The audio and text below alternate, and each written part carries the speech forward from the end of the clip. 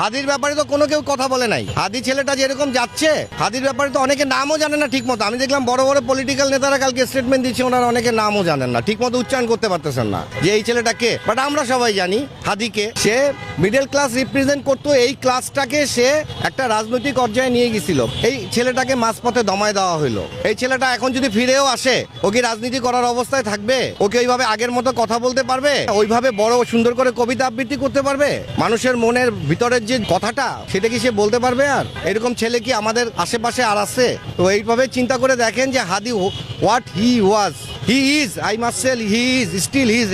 জুলাইয়ের পরে 2000 বাচ্চা মারার পরে, 32-30 হাজারের মতো পঙ্গু হওয়ার পরে, আর প্রায় 1000-এর মতো অন্ধ হওয়ার পরে এরকম যদি ঘটনা ঘটে, তফসিল ঘোষণার পরের দিনে এরকম ভয় দেখাই দিলাম আর আমরা ভয় পেয়ে গেলাম মনে করলো, সবাই কি তাই মনে করতেছে দেশবাসী ভয় পেয়ে গেল? এত সোজা? এই সোজা তো হবে না এবার। This time it will not happen. জনতা চিন্তা করুন যে আমাদের করণীয় কি। হাদির মতো ছেলে এরকম ভোকাল হয় না।